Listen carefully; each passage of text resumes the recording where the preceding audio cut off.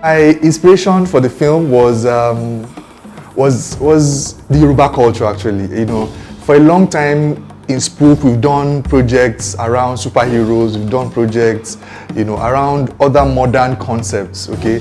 But we've never really done something that is unique to the African culture. Well, like, what if we had something different, something that is Shango, but not really the Shango, it's not focused on Shango. And we said, oh, Shango had a brother.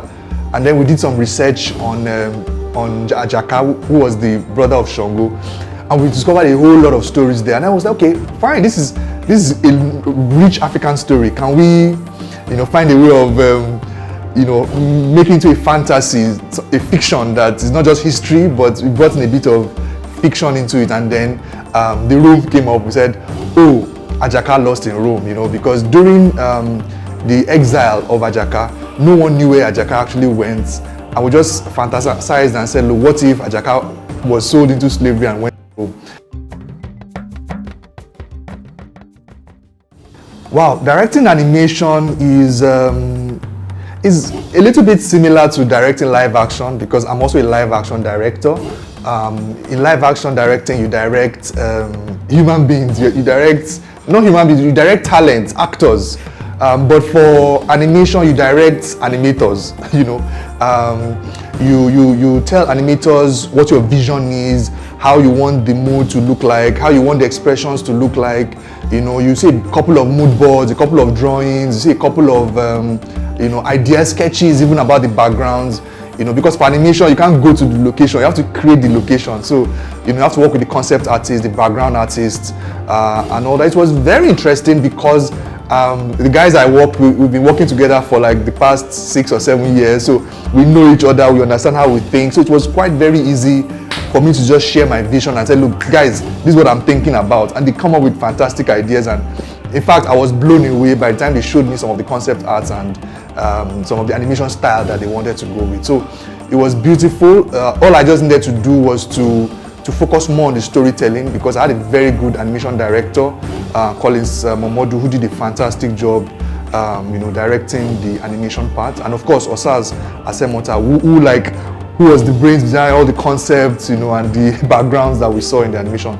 So it was very interesting, a little challenging because the pressure, you know, the pressure to have something that nobody has ever seen before in Nigeria or even in Africa, you know, because 2D animation is a craft that is people say it's dying, but we believe that it's just emerging in Africa, and we wanted to really do something that will be cinema worthy, that people can actually come to the cinema and watch and say, wow, this was awesome. So it was a very interesting experience. I enjoyed working with everybody, and yeah, it was a great time.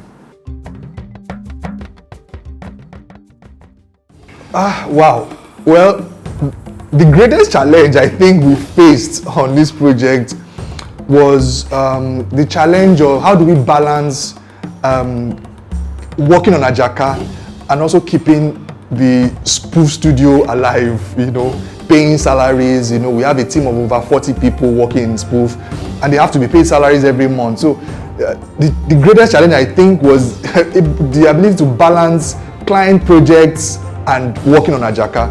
It was a very tough one, and maybe it was one of the reasons why it even took longer to make, because we had to make sure that we needed to keep on running the engine of Spoof Animation, which is a full service animation studio as well, you know. So but we are glad that we could find a way to merge both together and achieve something very, very, very quality. You guys are going to love what we have created, and it's beautiful. You know, it's a beautiful film. I think the other challenge that I would say is the challenge came from me because I am almost a perfectionist. You know, so sometimes when I watch a scene, I'm like, I don't like this scene. This scene it's falling flat. You know, can we put in something? Can we add something? And then because it's 2D animation, sometimes it might mean going back to the drawing board and changing some things, which sometimes make the project, you know, take a bit longer. But I was glad that my team, they were patient enough with me, and they were able to correct me. They were able to correct everything I had and made the corrections to create the beautiful project that we have to show you guys today.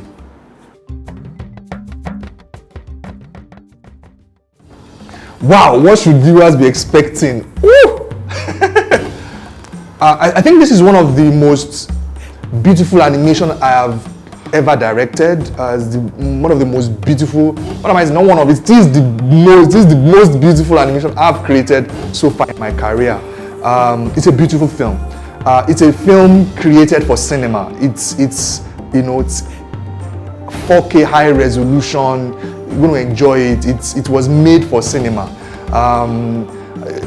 So the beauty of the film alone, the beauty of Africa, not only Africa but ancient Africa, how we imagined the old Oyo would look like. We spiced it up with some fantastic backgrounds and some fantastic scenes, that you've never seen in history books before. Also the action is packed, back. You see the action, it's awesome. You've never seen action done like this before. We killed it. We killed the animation, and of course, watch out for the story. It's a very emotional story. It's a story of love. It's a story of patriotism.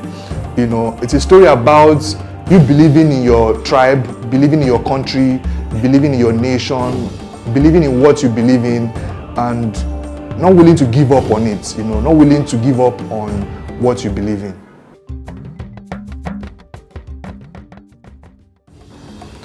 My most memorable part, I think my most memorable part about this whole process was when we had the Kickstarter campaign and we were able to raise the finances. I was so happy. I was so happy because I realized that, wow, people wanted to see this animation. People giving you money up front for a project that they've never even seen before. It shows how much they believe in the project. It shows how much they believe in the film. So that's one of the memorable moments. I think another memorable moment I had personally was I think when I saw the first concept art, and then my team showed me how there's a mood board. There's something we call mood board, and how the animation will look like. So when I saw that, I was like, wow, this is going to be it. This is going to be beautiful. And I think the third memorable time was when I listened to the music on Ajaka. The music is so beautiful, John Baz did a fantastic job on the music. It was sweet, it's beautiful, it carries the film, and watching the film over and over, it's so exciting, it's so beautiful, and I can't wait for you guys to see it.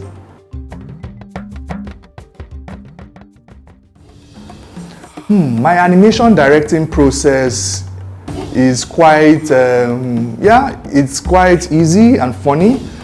So what I do, first of all, is I have the idea. Once I have the story idea of what I want to do, then I scribble down a plot of how the story will look like. Because for me, I'm also a writer, so I'm a writer-director, so I tend to like my stories to go in a particular way. I love my screenplay. Screenplay for me is the most important thing about writing. I'm not just telling the story, but how you screenplay it, how you bring the scenes, how the scenes follow each other. So I screenplay the scripts, and then I write the dialogue. Then I show a couple of my team members. Oh, what do you think? What do you think? But what do you think? I share it around. I'm like, oh, sir, this is very good. This is lovely. This is nice. I'm like, okay, good. We have something. So after that, I share the script with the concept artist, then I share it with the storyboard artist, our head of story, who is also Colin. Then they look at it, and then they come up with different ideas for me of the world they want to build. Of course, we do a bit of research on those walls. We did some research on the Oyo Empire, the masks, the worlds and all that. So they give me some ideas. I look at, oh, I like this, I like that. Can you beef this up? Can you make this more fantastic? Can you add some things? This is not history, this is fantasy, it's fiction. Let's add some things here to make it more wow. Then after that, the storyboard comes out. We do an animatics. We watch the animatics with the rough audio. Sometimes we use our own actors in-house, just do rough audios. Oh yeah, let's act. I call everybody in the office, and then we act it out. And then we watch it. Oh, does it work? Does it work? It doesn't work. Okay, we change some scenes, move some things around. Sometimes I go back to the script. And then finally, once that is done, the film is almost complete. Then we give it to the animators. The animators do their thing. All I just need to do is watch daily footages of what they've done, give my comments. Oh, this movement is not okay. I want her to be more sadder. I want her to fight more violently. And then we look at how it works. And then we watch it again after, the first pass, the second pass, the third pass. And then finally, we go into post-production. Post-production is when we merge the backgrounds and the foregrounds animation together, and we see how it works. Then we do the color grading, the color corrections, and all that. Then I forgot to mention that we record the actors also somewhere along the line before we begin the animation, and then the music guy also does his stuff. We put it together, and voila, you have Ajaka Lost in Rome. We've not seen enough of our culture in animation. We've not seen enough of Yoruba culture, African culture in animation. Yes, we've seen it in film and live action, but in animation, we've not seen enough of, do you know how I felt when I saw Shango with all the gods and all the cowries and all the charms and juju all over his body? I almost cried seeing that scene, because it's been a long time I've imagined the day we would see, our culture celebrated in animation, and 2D animation for that matter. So I think for one, Ajaka is important to say, yes, our culture matters also in animation. It's not all the time when you're doing animation, you need to do something for the West. Sometimes you could also do something to honor the history, to honor the culture. And that's what Ajaka is trying to do. Also, I feel that we got to a point where our culture is disappearing, is fading away. Many of us are forgetting about what it used to be. Our gods, our deities, our heroes, our kings. Ajaka brings that back. Ajaka brings back the reality of Shango, brings back the reality of Ajaka, brings back the reality of the great, Oyo Empire. And I think this for me, these are my emotional reasons why Ajaka is very important. It's high time we began to see more of cultural values, shown, in animation. I'd like to say a big thank you to all our backers, our Kickstarter backers. I want to say thank you to you guys. Without you guys, we wouldn't have taken the step to actually make this film. I want to say thank you to our executive producers also who have supported us. That is not a now, J1 Studios. Thank you so much, for all you do for us, to making sure that even when we are delaying on the project, you guys helped hold the fort to the backers and helped us tell them that we are real, we are legit, and we are going to do this film. I'm so grateful to you guys, and I can't wait for us to do other projects together. Thank you. God bless you. We love you all at Spoof. Thank you.